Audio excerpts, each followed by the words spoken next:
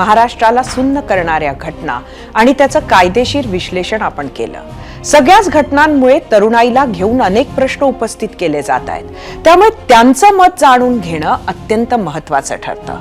आणि त्यासाठीच आपल्या सोबत आपल्या गेस्ट सेंटरला 3 जिल्ह्यातून तरुण तरुणी जोडले गेलेत। नागपुरातून राहुल कोडमलवार, मंदार कुलकर्णी, तर छत्रपती संभाजीनगर मधून मोहसिन शेख आणि आसमा शेख आपल्या सोबत जोडले गेलेत। त्यांच्यासोबतच नाशिक मधून पियुषा हिंगमिरे आणि किशोर निकम ही आपल्या सोबत आहेत। सगळ्यांशी चर्चा करण्यासाठी आपण आपल्या गेस्ट सेंटरवर आलो आहोत। सगळ्यात पहिले मी नागपूरला जाते। खरं तर या घटना आज आत्ता आम्ही जे काही विश्लेषण केलं ते आपण बघितलंच असेल। राहुल, मी पहिल्यांदा आपल्याकडे येते, नक्की काय झालंय तरुणाईला?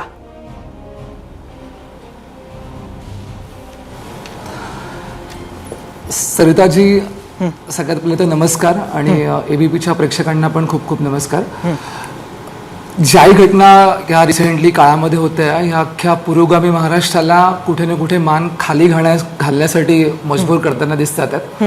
आणि कुठले पण आज आपले जे प्रेक्षक असतील त्याच्यामध्ये कुठल्याही बापाला विचारा की त्याच्या जीवनामध्ये सगळ्यात वाईट प्रसंग जर कुठला घडत असेल ना, ते 2 असतात। एक तर त्याला जिवंतपणी आपल्या मुलाचं प्रेत उचलावं लागेल आणि किंवा त्याच्या मुलीचा संसार त्याच्या डोळ्यापुढे उद्ध्वस्त होताना त्याला बघावं लागेल। ह्या 2 खूप वाईट गोष्टी असतात त्याच्या जीवनामध्ये।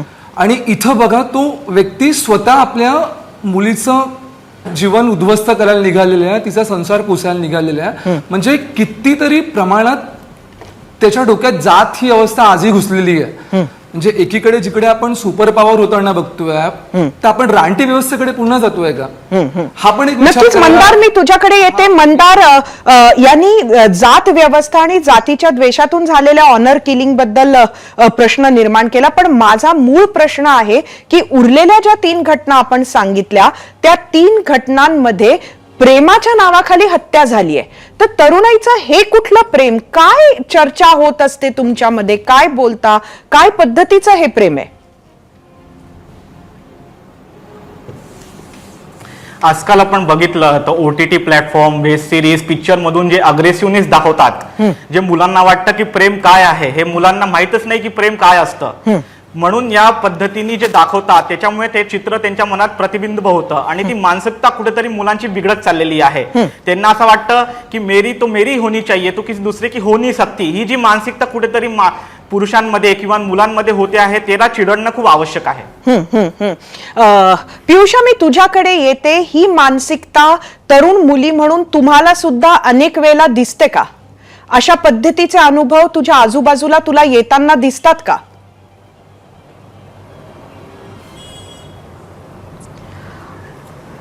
नमस्कार। मला असं वाटतं की एवढ्या सगळ्या आत्ताच्या ज्या जनरेशन मध्ये आपण खूप, म्हणजे आता जसा दादा बोलला की OTT प्लॅटफॉर्म्समुळे नाहीतर पिक्चर्समुळे मानसिकता बदलत चालली आहे, तशी आपल्या सराउंडिंग्स मध्ये पण आपल्याला दिसतं, आपल्याला तसे अनुभव येतात। पण त्यावर आपण त्याला इग्नोर करण्यापेक्षा त्याच्यासाठी स्टँड घ्यायला हवा, त्याची आपली व्हॉइस रेस करायला हवी। सगळ्या मुलींवर म्हणजे 21st सेंचुरी आहे तरी पण सगळ्या मुलींवर कुठे ना कुठे कधी ना कधी असे येतातच, म्हणजे असा अनुभव येतो, असे इन्सिडेंट्स। त्यावेळेस हो, अनुभव येतोच।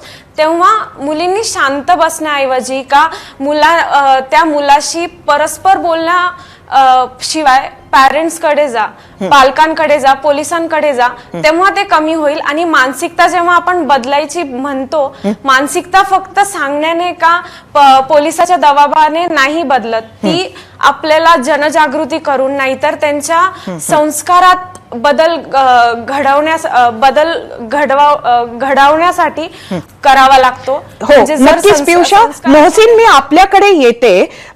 खरं तर आपल्याला माहिती आहे की अशा पद्धतीची जी गुन्हेगारी मेंटॅलिटी आहे त्याला कुठलीही जातही नसते आणि त्याला कुठला धर्मही नसतो। अगदी आता तेच वक्तव्य शर्मिला ठाकरे यांनी सुद्धा केलं। मात्र तरीही समाजामध्ये एक प्रवाह नक्की आहे की ज्याला वाटतं की कुठंतरी लव जिहाद हाही प्रकार होतो आहे. त्या गोष्टीकडे कसं बघता तुम्ही?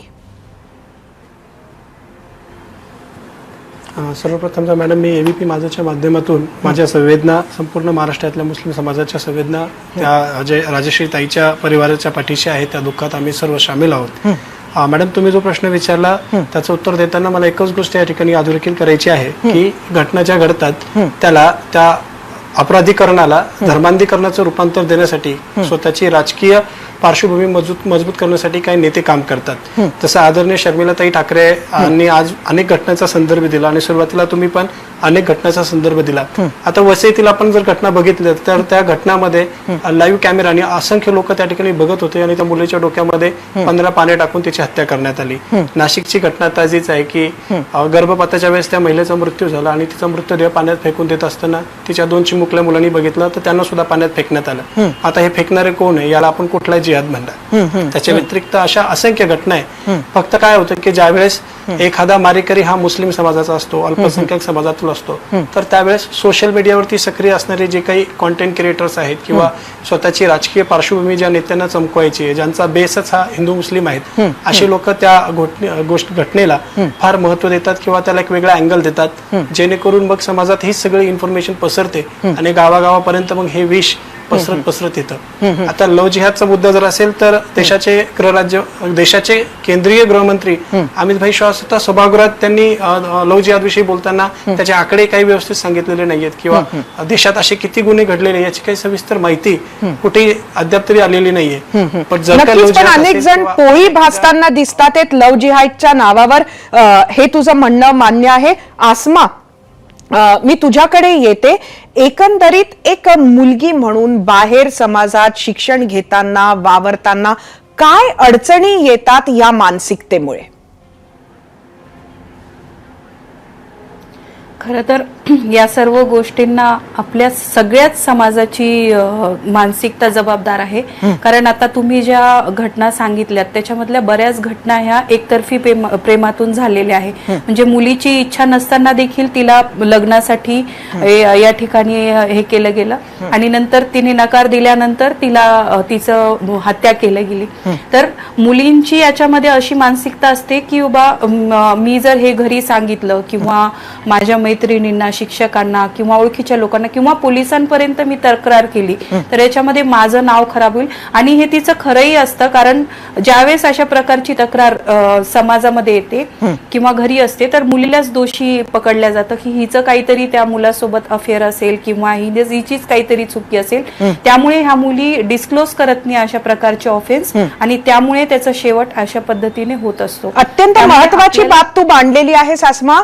मी येते किशोर तुझ्याकडे. किशोर, काय सांगशील? मुलं बोलतात, तरुण म्हटलं की कोणीतरी कोणाच्या प्रेमात असतं, मग त्यावेळेला जर त्या मुलीनं नकार देत असेल, मुलगी फारसा इंटरेस्ट दाखवत नसेल, तर अशा वेळेला मित्र काय ऍडवाइस करतात त्या मुलाला? सामान्यतः काय होतं? नमस्कार. जर अशा केसेसमध्ये जर सपोज मुलगी नकार करते, त्या म्हणजे काही रिस्पॉन्स देत नाहीये समोरून, तर त्यावेळेस एक तर मुलं चेअरनी पडून जातात किंवा मग एक तर जे काही असतात जे माघार घेऊन टाकतात, म्हणजे त्याच्यावरती पुन्हा त्या रस्त्याला जायला नको आपल्याला असं समजतात.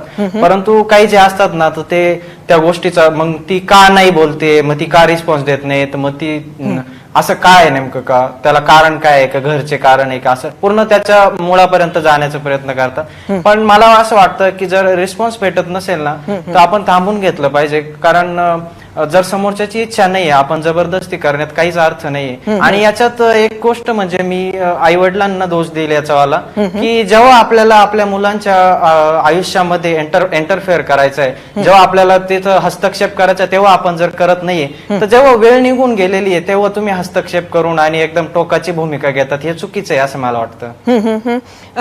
मंदार, मी तुझ्याकडे येते. मुलांना नो मीन्स नो हे कळत नाही का?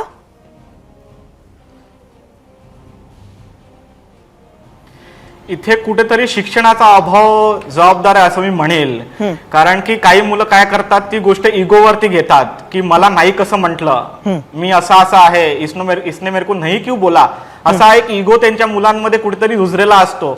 आणि हा इगो शिक्षणाच्या माध्यमातून कमी करता येतो. ते सामंजस्य भाव, स्वभाव जो हळूहळू डेव्हलप व्हायला हवा तो कुठेतरी डेव्हलप होत नाही, म्हणून तो इगो वरती चढतो. राहुल, मी परत येते तुझ्याकडे. खरं तर असं नाहीये की अशा घटना पहिल्यांदाच घडतात आहेत, अशा घटना घडत आलेल्या आहेत. मात्र आता म्हणजे या 1 जुलै महिन्यात अशा पद्धतीच्या घटना घडाव्या, मुलांच्या मनात भीती नसते का की आपल्यावर कारवाई होईल? कायद्याची भीती वाटत नाही का?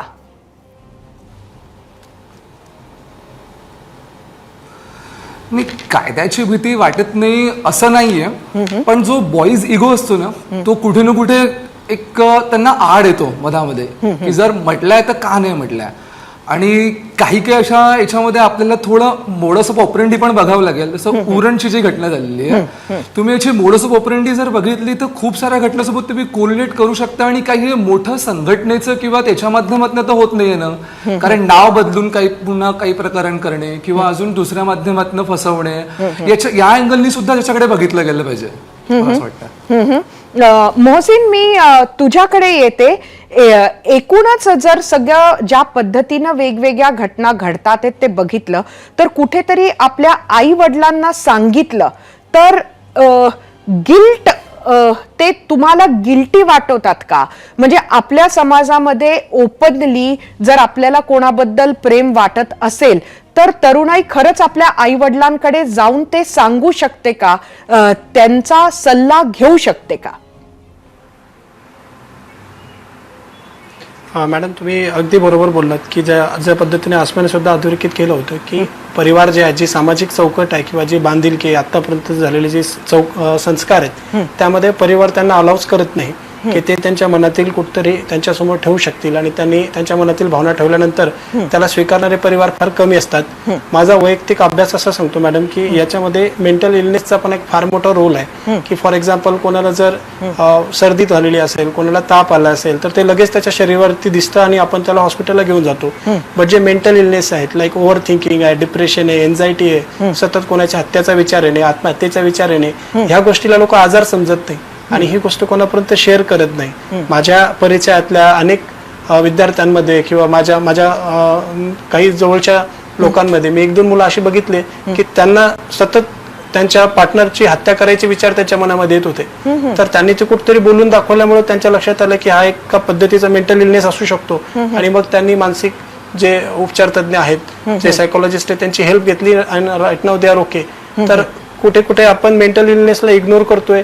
तरुणाईमध्ये डिप्रेशन, एन्झायटी या गोष्टीला आजार कन्सिडर केला जात नाही आणि त्यामुळे मग त्याचं रूपांतर पुढे जाऊन अशा घटनात होतं. आणि परिवार तर अद्यापही आपण तिथपर्यंत पोहोचलो नाही की लव्ह मॅरेज साठी ओपनली फॅमिली एक्सेप्ट करतील. नक्कीच. खरं तर पियुषा, मी तुझ्याकडे येते. मोहसिन, बोल पुढे बोल. नाही, मी हे सांगत होतो मॅडम की हिंदू मुस्लिम तर फार दूरचे विषय आहे. अनेक असे परिवार आहेत जे हिंदू कम्युनिटीमध्ये सुद्धा सब कास्ट असल्यामुळे त्याला एक्सेप्ट करत नाही. आणि कुठेतरी याला जे आपलं पोलीस प्रशासन आहे त्यांच्याकडनं केल्या जाणाऱ्या ज्या काही कारवाई आहेत त्याही कुठेतरी जबाबदार आहे. कारण 3 घटना मला या ठिकाणी अधोरेखित करायच्या आहे. जी वसईतली घटना घडली होती तिच्या परिवाराने सुद्धा आधी पोलिसला इंटिमेट केलं होतं की आमच्या मुलीबद्दल असं काही होऊ शकतं. हे जे आता संभाजीनगरची आमची घटना घडली अमित आणि विद्याची, यामध्ये सुद्धा त्या मुलीने सुरक्षेची मागणी केली होती. राज्य सरकारला सांगितलं होतं की माझ्या घरून मला धमकी दिलेली आहे. आणि जयश्री ताईच्या प्रकरणात सुद्धा हेच घडलं होतं की हा क्रूर जो काही तो दाऊद नावाचा आरोपी आहे तो या प्रकरणामध्ये 2019 ला शिक्षा भोगून आला होता. म्हणजे कुठतरी कायदा यांना कायद्याची जाणीव करून देण्यासाठी कमी पडलाय का? ज्या पद्धतीने ज्येष्ठ वकील निकम साहेब बोलून गेले त्या पद्धतीने कुठतरी पोलीस प्रशासनाने जर अजून कडक कायदे राबवले अथवा शिक्षाची जर अजून चांगल्या पद्धतीने झाली तर हे कमी होईल असं माझं मत आहे. पियुषा, मी तुझ्याकडे येते आणि पियुषा नंतर याच प्रश्नाचं उत्तर मला आसमाकडून सुद्धा हवंय. पियुषा, आपण बघतोय की ह्या ज्या सगळ्या केसेस आहेत यामध्ये जे काही एकतर्फी प्रेम म्हणा किंवा जो ज्याला नकार मिळाला तो प्रियकर असो, ही सगळं मुलं आहेत. म्हणजे अशा पद्धतीनं हत्या करणारी लोक ही मुलं आहेत. खरं तर प्रेमात नकार मुलींना सुद्धा मिळत असावा. मग अशा वेळेला मुली मात्र असं काहीही करताना दिसत नाही. तर मुली या सिच्युएशनशी कसं कोप करतात?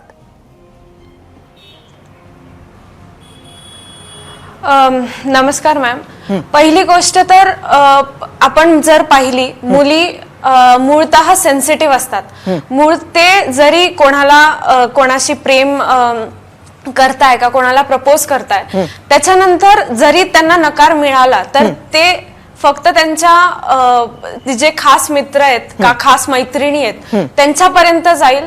तिथे ते म्हणजे संपून पण नाही जाईल, पण तिथून त्यांचं प्रेम जरी सुरू झालं तरी ते एक हिंसक जो असतो, हिंसक प्रकार, तो त्याला नाही येत. तो एकदम सुरळीत चालतो आणि सुरळीत चालल्यावर तो एकदम शांतपणे निघतो. जर आता मुलींच्या याच्याने बघितलं, आपण मुलींच्या पीओव्हीने बघितलं, तर मुली अशा हिंसक प्रकाराला पहिलेच नाही बोलतात. नक्कीच. आसमा, तू काय म्हणते, मुली कसं डील करतात नकाराला?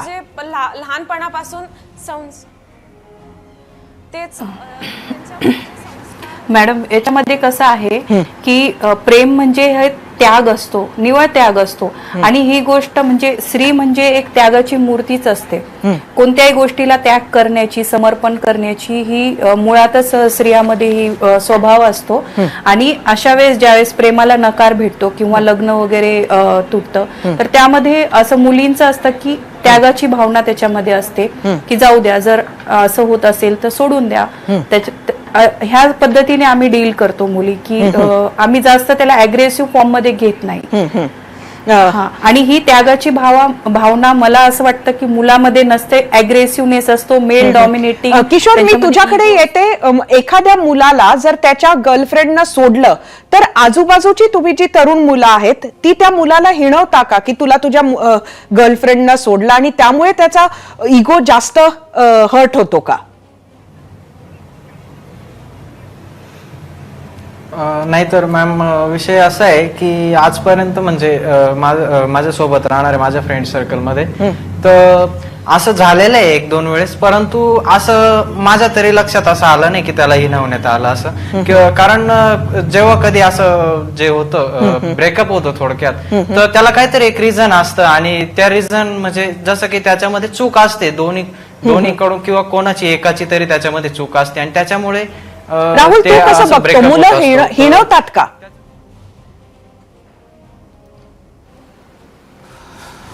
मुलं सहसा हिणवत तर नाही, पण कॉन्फिडंट देतात. टेन्शन मधले कोणी दुसरीवर पटा लेंगे, त्याच्यामुळे असं सहसा होत नाही की हिणवेल आणि त्याला पुढे मागे आणेल म्हणून. तर हा एक शेवटी त्याच्या मेंटॅलिटीवर डिपेंड आहे की मुलगा त्याला कसं घेतो आणि ते किती डीप पर्यंत त्यांचं असोसिएशन होतं. नक्की. आता ना, मी तुम्हाला सर्वांना, आपल्याकडे वेळेची मर्यादा आहे म्हणून मला हो किंवा नाही मध्येच तुमच्याकडनं उत्तर हवंय. एकानंतर एक मी येते आपल्याकडे. मला या प्रश्नाचं उत्तर हवंय की तुमच्या आजूबाजूला, तुम्ही ज्या समाजात राहत आहात, तुम्ही जिथं राहता, ज्या वस्तीत राहता, ज्या कॉलेजमध्ये शिकता, तिथं तुम्हाला काय वाटतं, आजही आपल्या तुमच्या आजूबाजूला आंतरजातीय विवाहाला समर्थन आहे का? आंतरजातीय विवाह हा ऍक्सेप्टेबल आहे का? राहुल, हो किंवा नाही? अर्थातच आहे. मंदार, ज्या आहे, नाही आहे. पियुषा, आपण असं सांगू नाही शकत हो नाही तर नाही. कधी कधी हो असतं आणि कधी कधी नाही असतं. आसमा, नाही, जास्त करून काय होतं? जास्त नाहीच. आसमा, नाही. किशोर, नाही आमच्याकडे. मोहसिन, नाही मॅडम, स्वीट करत नाही. आपला शेवटचा प्रश्न. आंतरजातीयच स्वीकारत नाही, त्यामुळे धर्मीय तर मला वाटतं उत्तर माहितीच आहे, तरी मी ते तुमच्याकडनं घेते. राहुल,